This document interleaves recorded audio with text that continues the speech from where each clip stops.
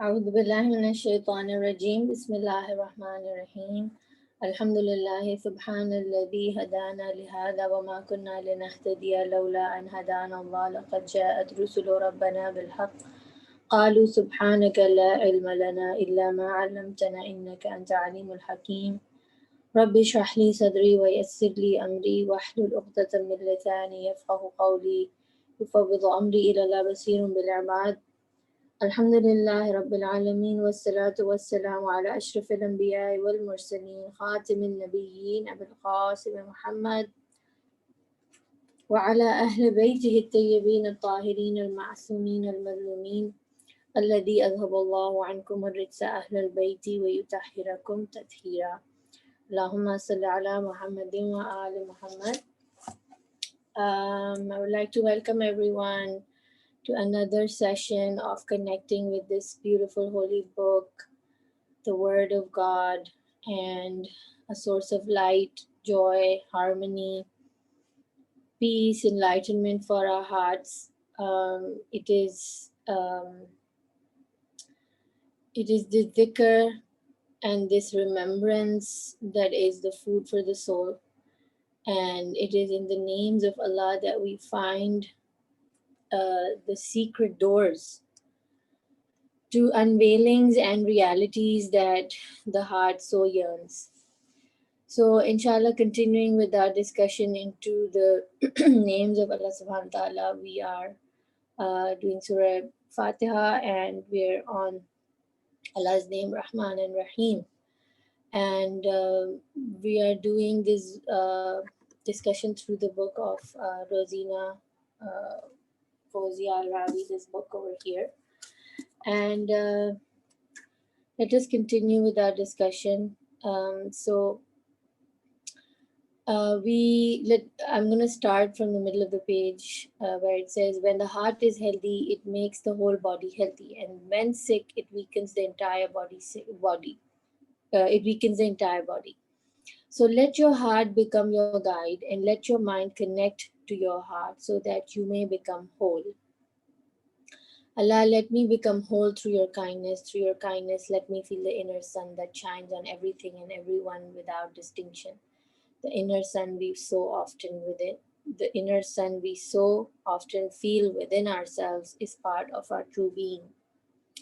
I was actually reading this before the class, and it reminded me of this video I saw yesterday with this mother. She was singing the song, that song which goes like, Mr. Sun, Sun, hello, Mr. Sun, please shine down on me.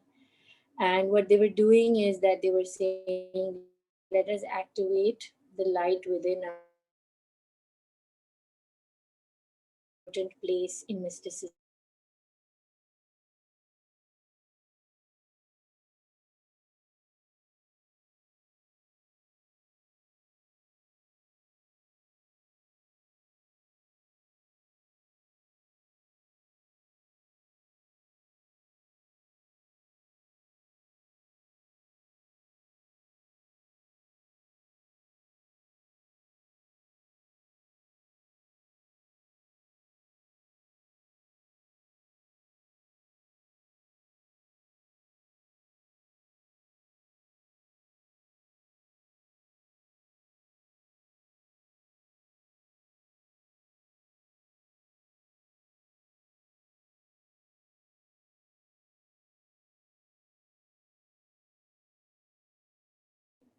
Assalamu alaikum. Are we okay? Can everyone hear me? I'm also thinking, okay, the screen sharing is gone and it is recording. Let me just start the sharing again.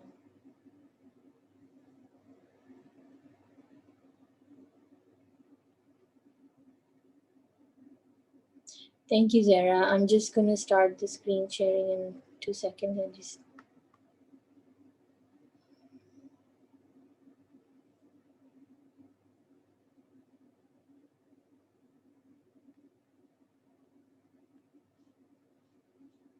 Okay. So yeah, I was talking about the sun, and And these kids, you know, they were like meditating, and they were with their eyes closed, they were feeling this light in their heart, and you know, they were talking about healing. And so sun has a very important place in mysticism, because sun represents the source of light. And something I have mentioned earlier, which came to me as a epiphany, but more like something which was factual, that I was telling, I was talking to my students, and I was saying that, you know how in economics class, the first thing that they teach us is that um, the source or the number of resources that we have to create products, for example, they're limited, right? So they say that limited supply and unlimited demand creates the graph in economics. And so therefore we have limited resources, and that is not true, because we don't have limited resources, because we have unlimited energy coming from the sun. And we can therefore say that if we have unlimited input of energy, then we have unlimited output of resources. So we do not have limited resources, but we are taught this as the first lesson in economics. And thankfully, I was guided to take economics as my A level subject. So it really, I do have some understanding of economics, even though I'm not a business student. Um, but for the whole world to be taught this as a fact, that we have limited resources, imagine how we are misconstruing facts, because we know that energy cannot be created or destroyed. And if we are getting unlimited amounts of energy from the sun every single day, then that energy is not getting destroyed. It is converting itself into something. And that something is everything that we see around us on this planet Earth. So now we have energy coming from the winds, and we have energy coming from hydropowers, and we have energy coming from the sun. So how can there be limited resources? And therefore, for us to emulate Allah subhanahu wa ta'ala, and for us to get close to Him, we have discussed that we have to become like Him. We have to um, uh, be His manifestation of His names, right? And being a Rahman, then the unconditionally loving one, over here it is saying that through your kindness, let me feel the inner sun that shines on everything and everyone without distinction, means that we have access to that sun, we have access to that source, um, and we have access to that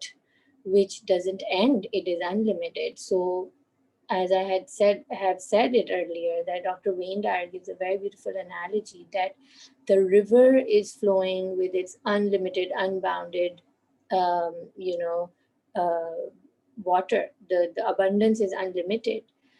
But the thing is that, are you going to stand in the middle of the river with a thimble, that kind tiny container? Are you going to expand your thimble?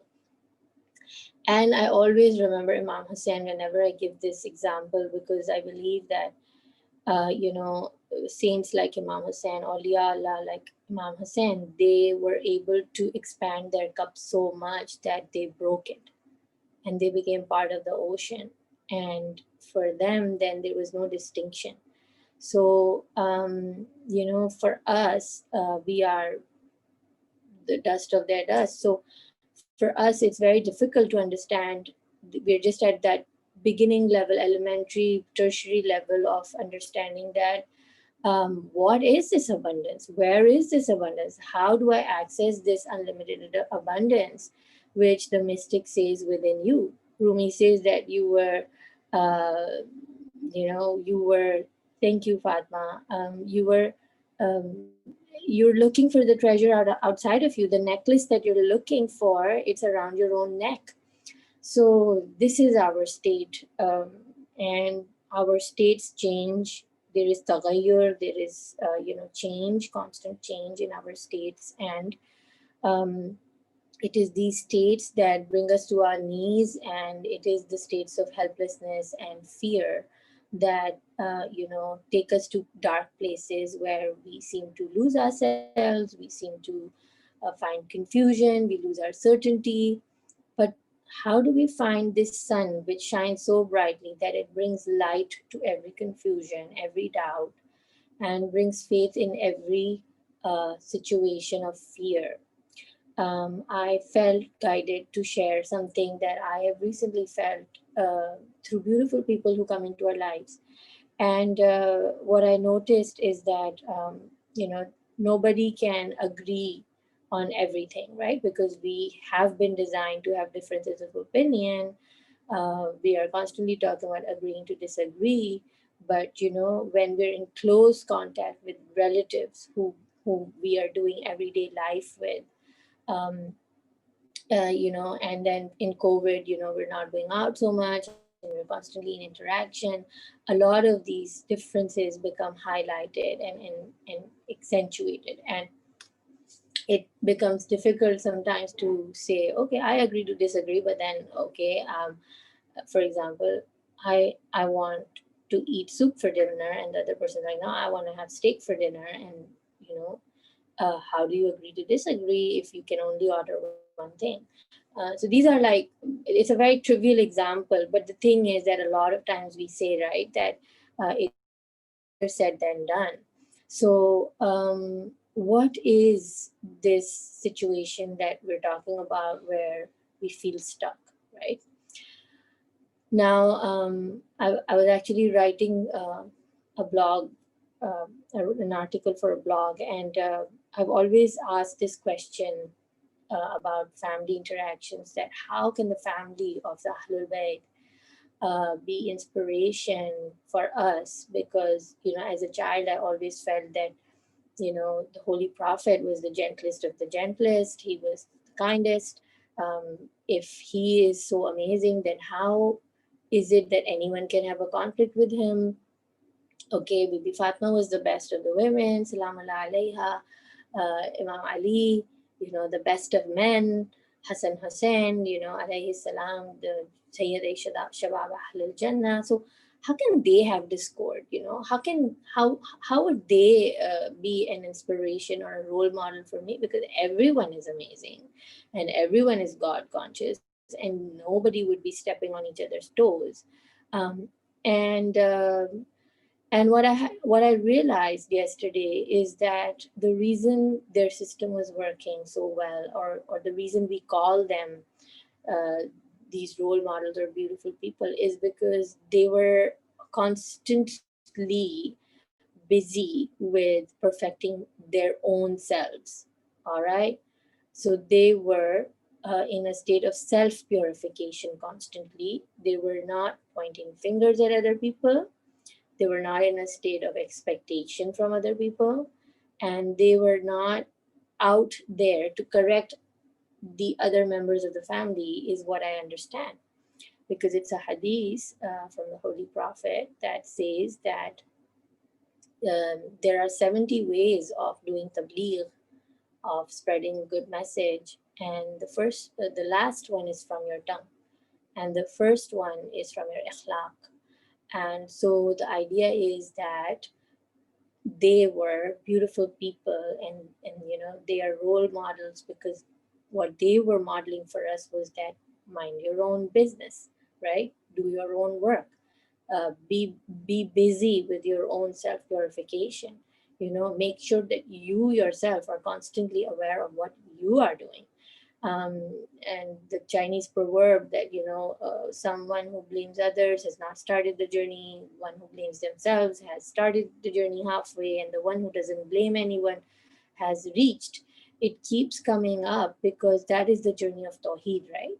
Being understanding that my journey is only about me, one. There's just one person in this journey. There aren't any two, and there is only one God. And so the spiritual journey becomes about me and what I'm doing.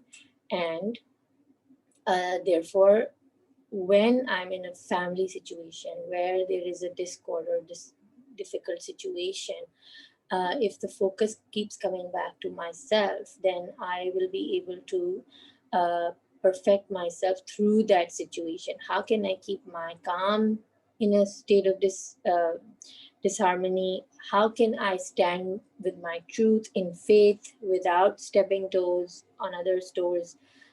As in not stepping on other people, because okay, I think it's a side note, but it needs to be said here. We're constantly told that, stand your ground, have faith, as long as you don't hurt other people, right? But there is something here that needs elaboration or contemplation. I don't think I have the answer. Allah knows best. The point that I want to bring here is that what is this hurt that you can't give to others? Because a lot of times people encroach on our own boundaries. So in the Quran, constantly Allah is saying that, are you going to, stick to what your ancestors have been saying? Are you going to stick by, what your forefathers have been doing? Are you not going to see the truth? Then Allah is saying, do not go by what your fathers and brothers are telling you to do if it contradicts with faith, if it contradicts with truth. Um, but a lot of times, family will make these things very personal, and they will say, oh, what you're doing is hurting me, right? You're hurting me by, doing something which is your right. um, what do we do then? Do we give up our rights? Um, do we not do what Allah subhanahu wa ta'ala is asking us to do just because it's going to hurt the other person? So in Dua Arafah, Imam Hussein is saying, what have I lost if I have gained you? And what have I gained if I have lost you? So I think that in these situations where, I don't want to digress, I want to keep the talk aligned with what I was saying. We are in a place of understanding our family discords because we're in close proximity with each other and we are trying to have good relations. And we're talking about Allah's mercy, ar-Rahman, the abundance that we feel within us. And we are talking about a place of finding the boundary between speaking my truths, walking my truth, practicing my truth, but at the same time, how am I not going to hurt the other person? And for me, in my experience, the journey to finding that place of unity with Allah subhanahu wa ta'ala, and that place of um, finding, proximity with Allah subhanahu wa ta'ala in the spiritual journey is all about setting our intentions. And if we keep going back to our intention, then we will find that each situation in our life will be so unique and it will open such different uh, experiences for us, even though we might be living with the same person, with the same behaviors, um, in the same rut of things. They may not be changing or evolving, but we are starting to realign our intentions with Allah subhanahu wa ta'ala, and we're saying, okay, so I need to find that place where my intentions are not muddied, right? They are not murky. There's clarity in my intention, and my intention is only Allah subhanahu wa ta'ala. Now, in that, Allah subhanahu wa ta'ala's journey is done through the heart. And what I have understood so far is that in situations where we can finally feel a connection with Allah subhanahu wa ta'ala through something we have decided to do, or a path that we've decided to take, or we are experiencing Allah subhanahu wa ta'ala in a certain way, which is going to be unique for everyone, we find that it's creating discomfort for other people, then we have to go to our hearts and have these private moments with Allah subhanahu wa ta'ala in silence, talk to Him, find clarity, let all the confusion settle down. And in those moments of clarity, we have to understand, is my heart clean if I die right now? Is my heart clean of resentment, hatred, jealousy? Um, you know, is it clean of all of that towards this person if I die right now? If I go to Allah subhanahu wa ta'ala right now? Because in the Quran, Allah is saying that nobody is responsible for that part. You cannot go and say, well, my husband was forcing me to say this, or my mother was getting upset why I did that, or my neighbor was upset why I did this, so I felt pressured, so I did it. Even if we do feel pressured, that's okay. It's a human situation, it's a human condition. We feel pressured. Sometimes we want to please people. Pleasing people is a very, very rampant thing we do. It's our tendency. But can I take a moment and pause and then realign my intention and go back to my heart and say, whatever I'm doing is to find proximity to Allah subhanahu wa ta'ala by emulating Him, by becoming like Him, by putting faith over fear. In this situation, am I putting faith over fear? Am I being like Him? Am I emulating His beautiful qualities? And in doing all of this, is my heart going to stay clear? Is my heart going to stay clean? And what I noticed is that there are times when you're able to share something because somebody is saying, oh, you cooked this and aren't you going to share? For example, it's a silly example, but I'm just saying that, aren't you going to share? And sometimes your heart feels that expansion where you're like, yeah, just take it, right? And sometimes you don't. I'm talking about food. It could be clothes. It could be position in an office. It could be inheritance. It could be big things. It could be small things. But it depends on the state of the heart. Is it ready to be generous enough to be nice to other people and not keep resentment? Are we doing this act of goodness out of social pressure, cultural pressure, reputation, fear of losing reputation, um, fear of the anger or anguish of another person? Am I doing what I'm doing, this act of goodness and being nice, because of that? Or am I doing it because I truly can feel getting back into my connection with Allah subhanahu wa ta'ala by being al-Jawad, by being generous? Can I do that? Am I in that space? Am I in that place? And that answer nobody can give to us. That is why it is such an individual journey. And that is why at times we can't do something for another person because we're not in that space of the heart where we would do something, we'd go out of our way and do something for that person and also keep good opinion for them in our heart, right? So it is very important that we are observing these states of our heart.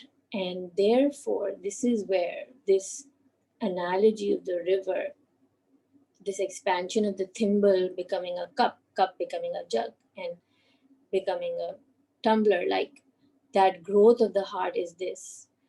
If I feel I have enough in my heart, if I feel I am connected with abundance, if I feel I am connected to that sun that shines unconditionally and I can receive from it, then I'll be able to give from it. It's a lot of mystics give this imagery of a funnel.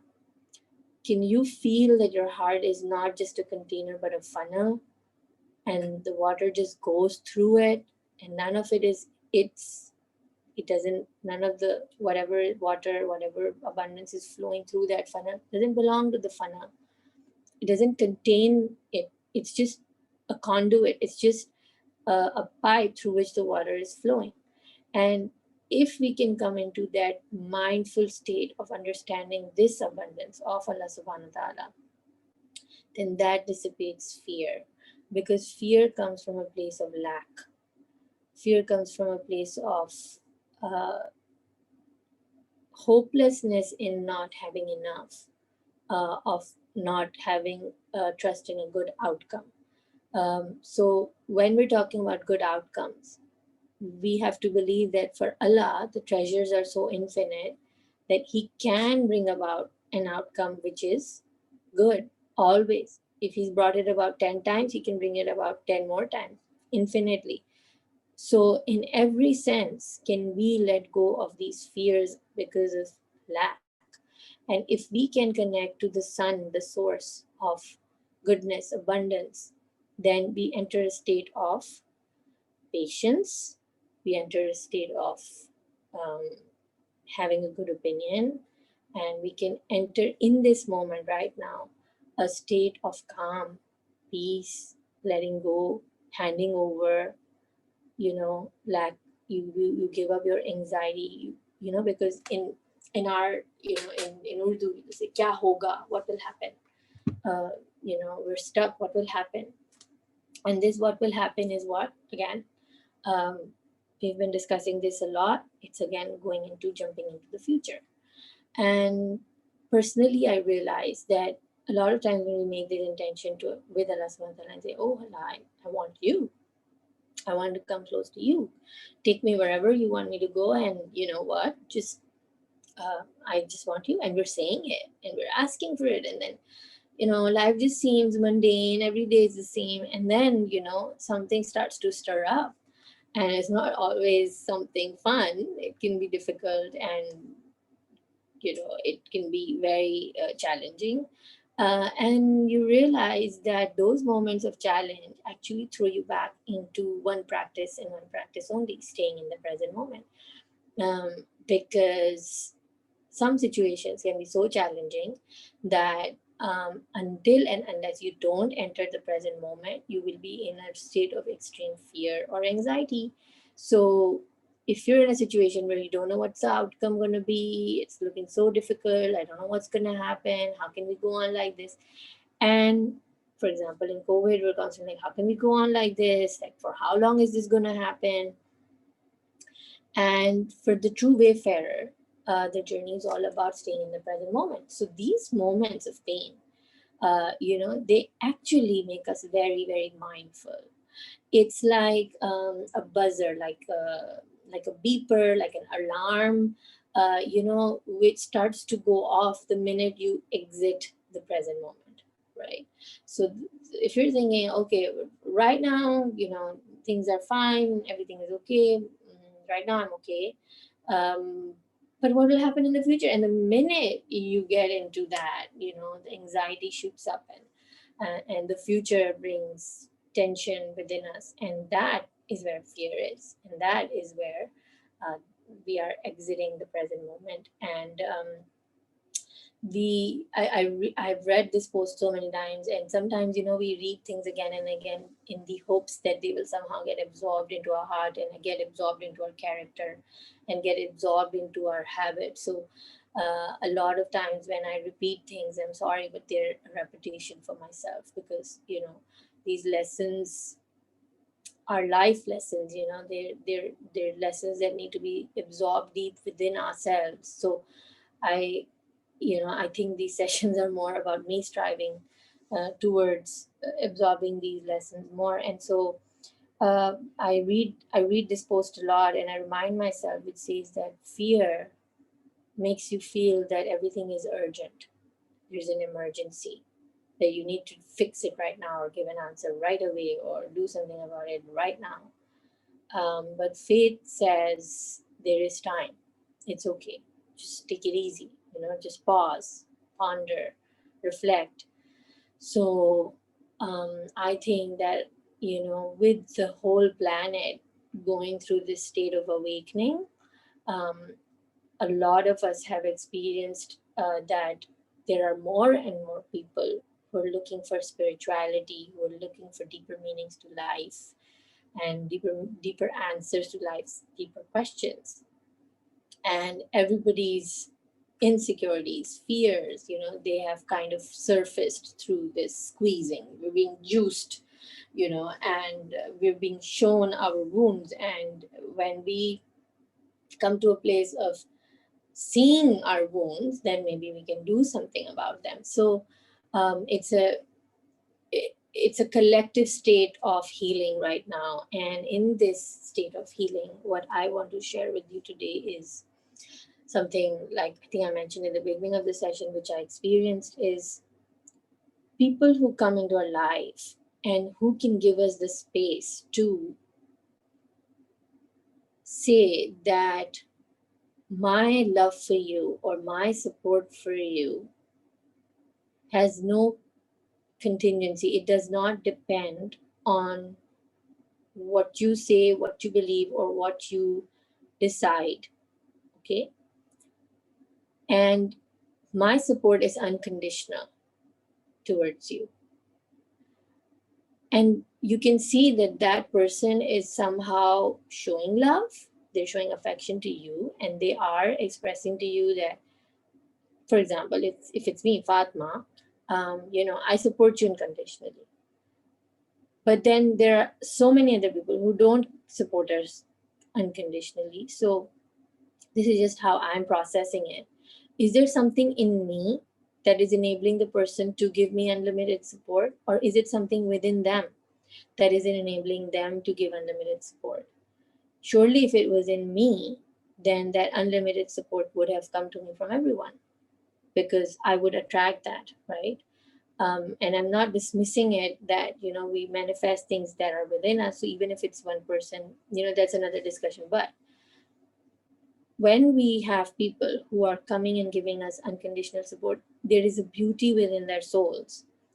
There's a beauty within their hearts. There's an expansion of within them that is creating a space for another human being to just be, to just be. And you see, this word be is very, very profound, because being is being in a state of connection with Allah subhanahu wa ta'ala. Being. So I want to say that when we experience the state of being, and because healing occurs in relationships, we are not advised to be in hermetic states or being a recluse or isolating ourselves. So through relationships, if we find a space where we can just be ourselves, and we don't have to worry about being judged about our decisions, about our choices, about our patterns in life, whatever, if there can be a space for us where we can just be, then we can truly start to see ourselves through that mirror. We can really start to understand, who am I? Because I'm not scared anymore. I'm not scared of being held, of barriers, of barricades getting in the way, but this doesn't make sense, or this is unreasonable, or this is ridiculous. Like, oh my God, what a pathetic decision, because we're human beings, and these kind of comments just block us. So that space where the love and support doesn't depend on the person's choices is truly a space where we can just be. And in that space, I'm very happy, Fatma, that you said that, because I want to discuss that such people are less. So in that space of just being, you can unwind, and you can feel the space to open those knots, and you can start to find the courage to go to places where you've never been, emotions that you've never felt, allowed yourself to feel, um, dark corners of your life that you have boxed up and you didn't want to see, but they keep shouting in so many different ways for us to go and heal it. Now, of course, such people are less. So, and if our journey would become dependent on other people coming into our lives and giving us love, then it's not a journey of unity. So what am I saying? What I'm saying is that that one person who can give you that space to just be has to be you. Okay? That person has to be myself. Can I allow myself to stop the inner dialogue and the chatter that is constantly criticizing me? So many times we've heard this and read this, that if someone were to hear the inner criticism that we give to ourselves, it would be so brutal, it would be so harsh, that if we had to say all those things to another person, they would run away. They would hate us. How can you be so judgmental? And inshallah, I hope that our parents emulated for us love, self-love, an inner dialogue which is not so critical, because parents' dialogue becomes our inner dialogue initially, right? And then we have to work towards changing it. So I hope that inshallah, we can be those parents who are not so like that far from it. We're trying. And I hope that a lot of us had parents who were, positive, encouraging, said good things. um, just yesterday I read a post of a man who wrote that my father used to be so proud of me that, if he would see me doing something good, he would be in tears. And I hope that we can have men like that who can cry and express emotions and be positive. We have plenty of discouragers and criticizers because we were taught that to fix ourselves, we need to find negative things and find them and then remove them. But what works so much better is just focus on the good and increase it, and automatically the negative becomes less. Because whatever we focus on increases, and we don't want to increase negativity. So that person, that has to be us, with that inner dialogue of positivity, will now need to be consciously nurtured, consciously trained and disciplined, if it is a critical dialogue within us. If the discourses which we have with ourselves are negative, then we'll have to sit with ourselves and catch ourselves with these. Yes, so thank you, Fatma. You mentioned meditation is very important. And I have come to understand that meditation has so many varieties and so many ways of doing it. And while journaling, we can be in a state of meditation. While writing, while painting, we can be in a state of meditation, and consciously bring ourselves to a place where we can have a self inquiry and self observation and say, what is going on within me, right? Just accepting that. I think I posted 2 3 days ago on Facebook that I was in my child's in my son's kindergarten class, and they were doing a story about a grumpy monkey. I would recommend everyone to go and find it on YouTube and just go through that really sweet book for kids. And in the end, the monkey just doesn't get rid of his grumpiness. He's still grumpy. So his friend Norman, who's a chimpanzee or a gorilla, says that he's also hurt. So he's like, "Yeah, are you hurting?" And he says, "Yes, I'm hurting." Norman says, "I'm hurting. But I think with time I'll be okay." And then Norman asks the grumpy monkey, he says, "Are you still grumpy?" And he says, "Yes, I'm still grumpy." So Norman says, "Today is a beautiful day to be grumpy. And with time, it's going to be okay." So this space of saying, be, just be, you know, not not pressuring ourselves to be someone else that we can't be right now, being really authentic and honest and saying, this is how I am and this is how I'm feeling and this is where I am right now. And I think I mentioned it last time also, right now this is how it is. So it's coming back to that same place. But when can we be that for ourselves?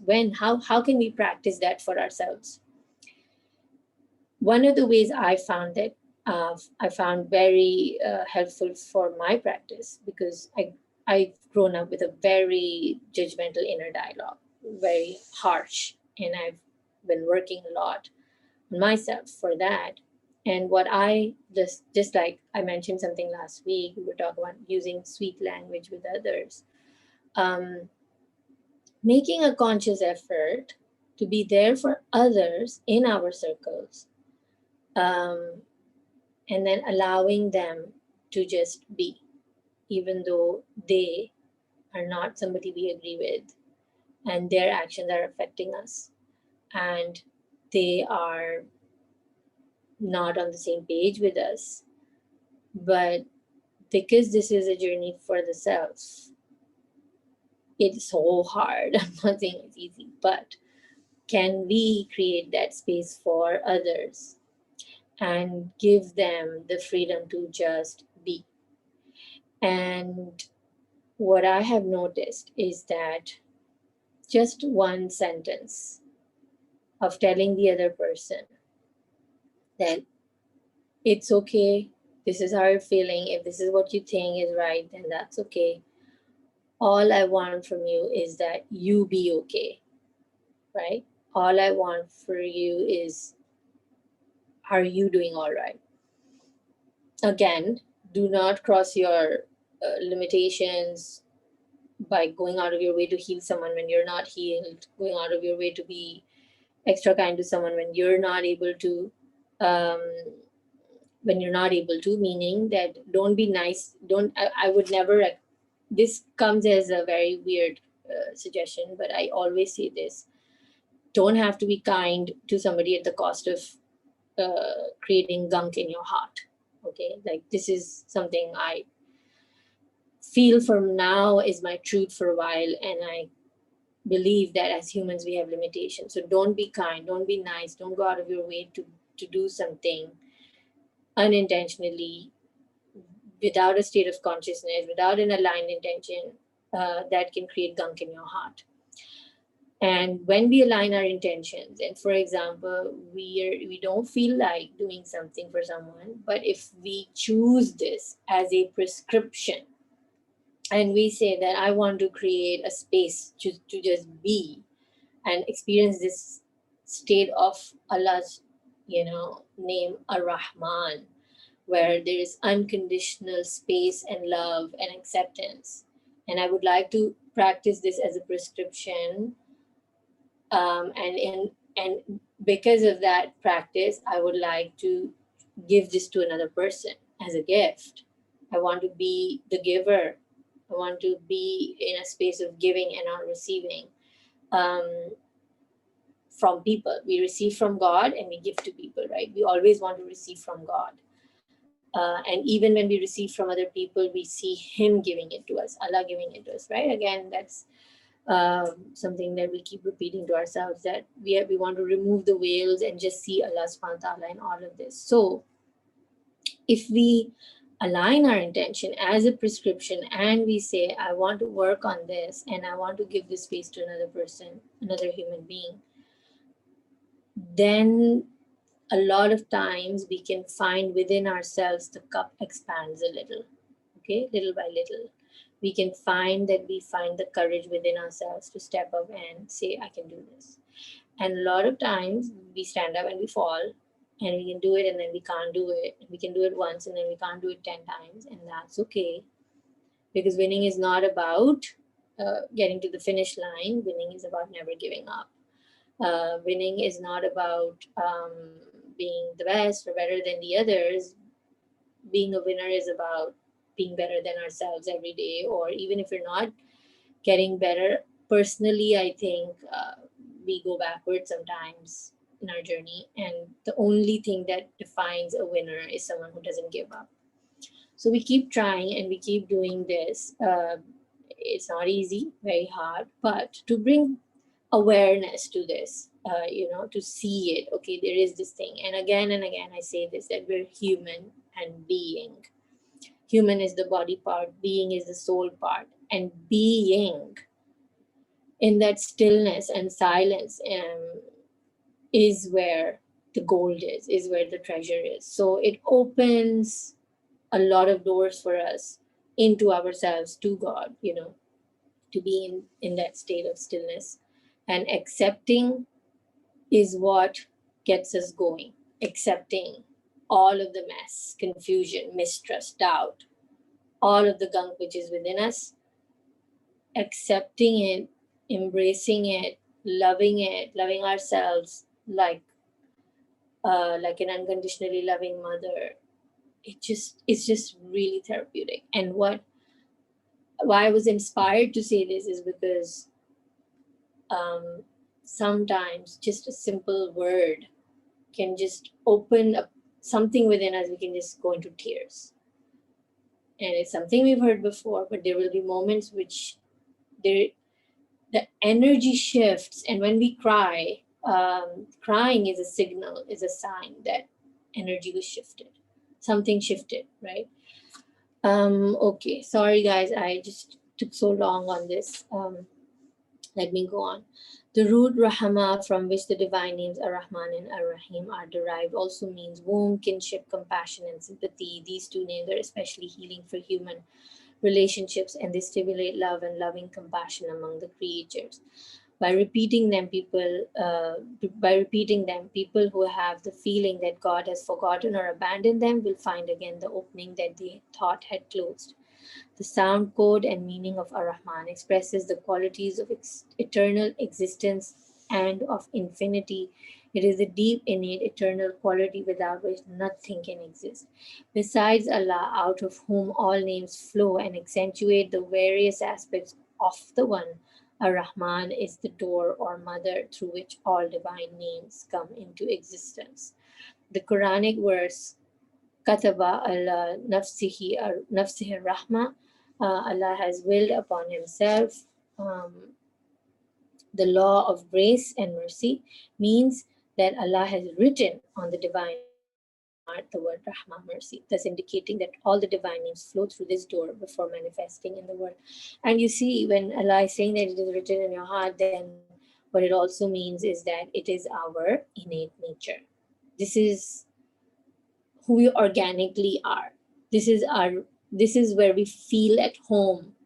Have you noticed that when you're unable to share, you don't feel comfortable? Somebody asks for a favor and you say no, we feel very uncomfortable. So giving unconditionally is our nature. And what I just said earlier, that you don't have to be so kind when you're not able to, is quite counter, it's very contrary to our innate nature, but it's a discipline that we follow step by step to keep our hearts cleansed. But truly speaking, we want to get to a place where we can break that cup, like Imam Hussein. We have to, our aim is that we can become one with our innate organic nature of being unconditionally giving, right? And again, Imam Hussein inspires me so much with this, because when Imam Hussein is face to face with the enemies, thousands of them, and he is in a lockdown in that space, and the first thing he says that, you look thirsty, let me give you water. I always say this, that was one of the most okay, that was one of the most insanely beautiful things that Imam Hussein ever did, to me, which looked like the insane act of someone who has lost their mind in the love of God. It was a Jununi act. It was something only a Majnoon can do, someone who's madly in love. Why? Because he is being godly with so much faith, that he is foregoing his children, his families, like saying, okay, I need to save water for my little babies. I'm in the middle of a desert. These are looking like very harsh enemies. All of that. And he's just giving. Who can give like that? Who can just keep giving like that is someone who has that funnel mentality, right? That I'm just a funnel and there's this sun of unlimited source shining on me. There's no limit to my Allah's water. And the feeling that whatever is in my risk will reach me and whatever is not will not, and being fearless about it, being liberated. That is why we see that him giving water to even the horses was an act of immense, immense love for Allah subhanahu wa ta'ala, and immense desire of unity with Allah subhanahu wa ta'ala in that moment of emulating Allah's generosity. Only someone with that kind of fearlessness could have been that generous in that small act, because people like us would have said, are you insane? Like, why are you doing this? Be calculated, be logical, be forward planner, like calculate these things. Why are you being mindless about how you're spending your water on the enemies? You don't know what the future holds.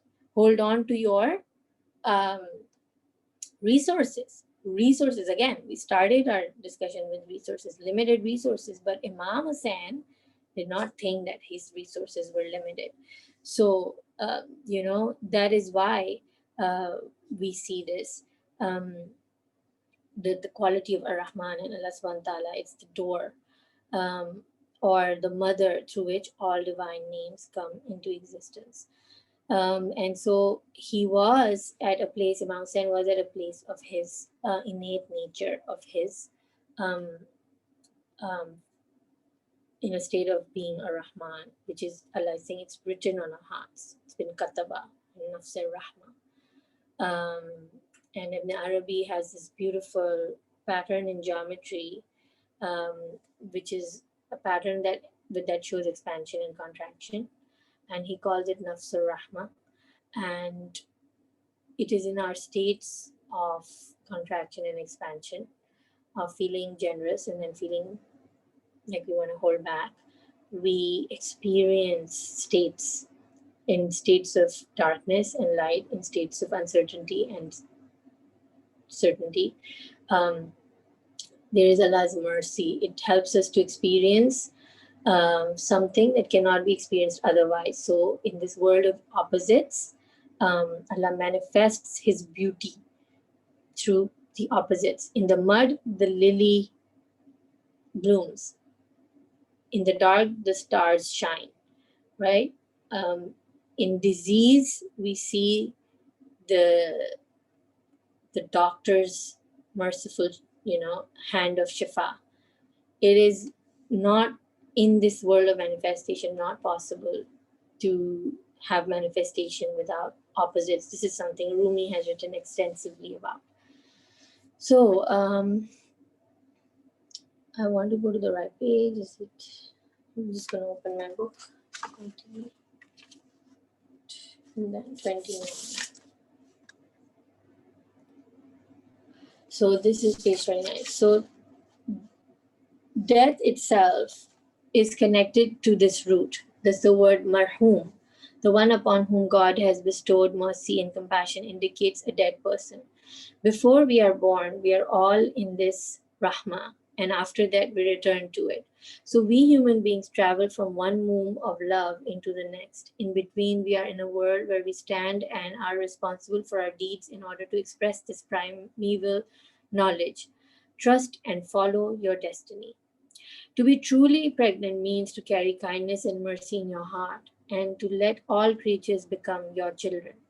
So you see why we're going to the word pregnant here is because the word raham is about the womb, right? And a pregnant mother carries in her womb the child. And so what Rosina is saying here is that to be truly pregnant, to be truly a carrier, to be truly one with the raham, with the womb, means to carry kindness and mercy in your heart and to let all creatures become your children. To improve someone and bring them to their wisdom, their knowledge, their balance, and their harmony means to connect them again with the heavens, to tie them again the broken band and help them free themselves from the control of their desires and the prison of the material world, so that they may unite again with the world of the spirit in cheerful clarity. We do know, right, that we're constantly talking about the present moment. We want to read the Quran in the present moment. So how can we connect someone with the world of their spirit and cheerful clarity right now? How can we disconnect ourselves from mundane desires that are just mere distractions? Like when I have an issue and I can't resolve it, I just sit on the couch for a whole day and I just don't stop watching Netflix.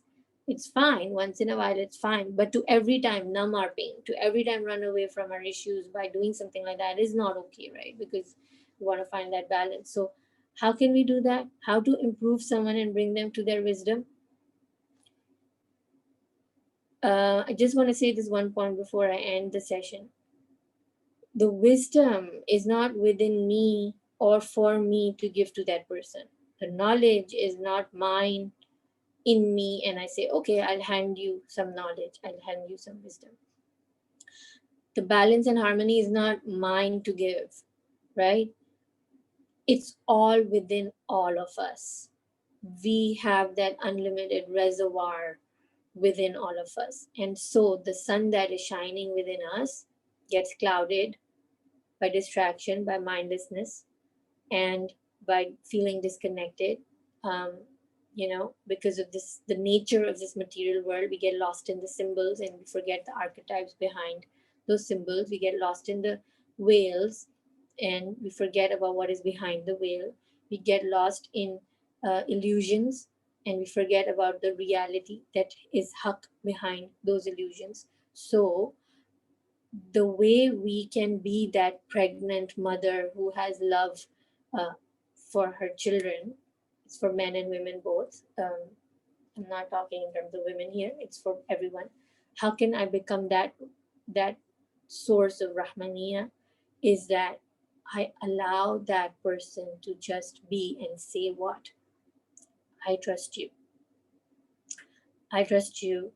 I trust your decision, and not belittle anyone for how they think, and not belittle the other person or judge them for where they are in their journey right now.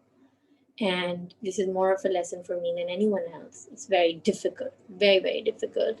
But again, the journey is about being mindful. The journey is about, you know, saying, yes, God, this is hard. I can't do it. Can you please help me do this? Because this looks like the right thing to do. This looks like a beautiful thing I could use. Can you help me? And so, how do we bring someone to their wisdom, knowledge, balance, and harmony? Is by reminding to them that you are worthy and you already hold it within you. I don't need to give you anything. I don't need to teach you anything. I don't need to convince you of anything. You already have it. When you repeat this divine name, lay your hand on your belly time and again and breathe calmly into your heart so that you may discover and know your inner sun and shine unconditionally. Find the light of Ar-Rahman within yourself by using your free will to do good for yourself and others. Both Ar-Rahman and Ar-Rahim heal our deepest wounds, our feelings of insufficiency and inadequacy. They connect us with the time before we were born and restore our link to the eternal pulsations of compassionate love. Besides strengthening the womb and the male and female sexual organs, repeating these two divine names also activates all our organs. So, O Allah, open my closed heart with your name of mercy. Ameen. One thing I want to say here is, it said that it takes you to a place, it restores our link to that place that we were before we were born. Um, right now, there's a resurgence, or there's a lot of emphasis on inner child healing and also ancestors and spiritual genetics. So we are getting very close to having these discussions openly, and we're getting really close in our times, in these times where there is awakening and consciousness coming in. Um, a lot of clarity is coming around these subjects.